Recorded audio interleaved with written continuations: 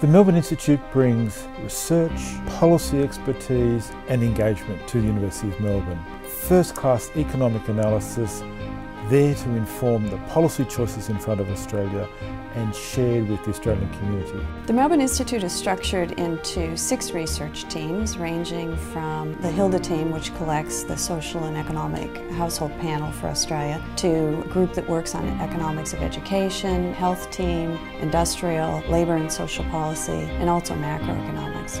It's important that the Melbourne Institute conduct research that is independent and policy relevant in order to inform the public debate.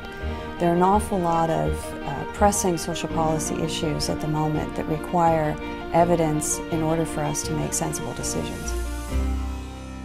The first person to formulate the idea of a Melbourne Institute was Max Corden.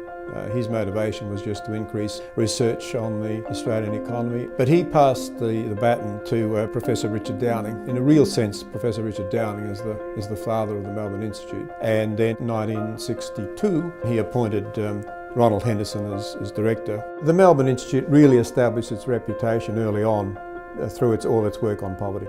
It really made tremendous inroads into a study of poverty in Australia.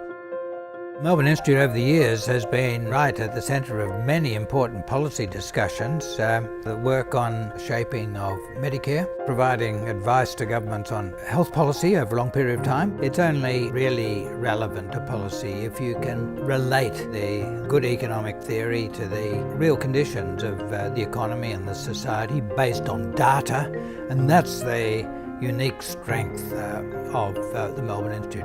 The mission of the Department of Social Services is to improve the lifetime wellbeing of individuals and families. Therefore, the research that the Melbourne Institute does, which looks at the broader economic and social environment and the things that make an impact on people's lives, is very relevant to our policy goals.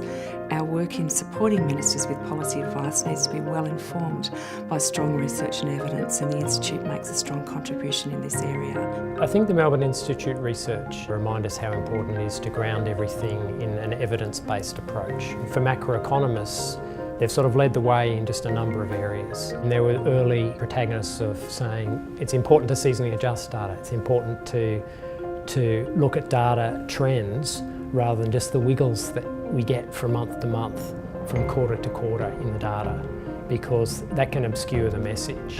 And so that was just one early example where they've led the way.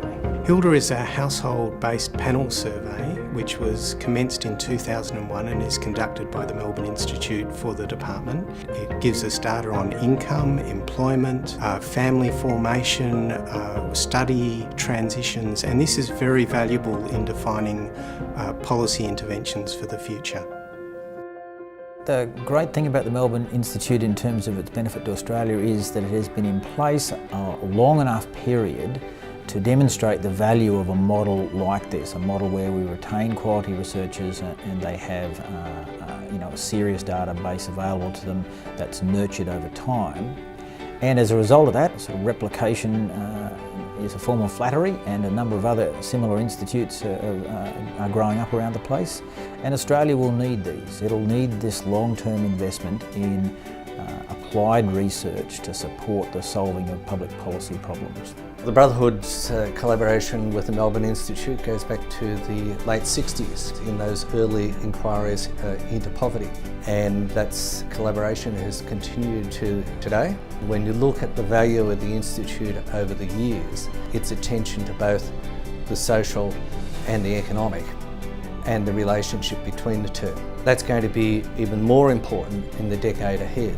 The reason why I like working at the Melbourne Institute is because I like to have my research make an impact in the daily lives of Australians. To be able to conduct research to this high quality and yet be able to have that research translate to the evidence base that policymakers can use in the decisions they need to make. You feel like you really are making an impact on public policy working here, if you so choose to. It's how we talk to a broader community about the economic challenges that face the country and how we make a contribution to debates, contemporary debates, around poverty, around schooling, around economic policy, around household income It's a series of important projects, each of which has policy relevance and reaches out to a broader conversation across Australia about what matters.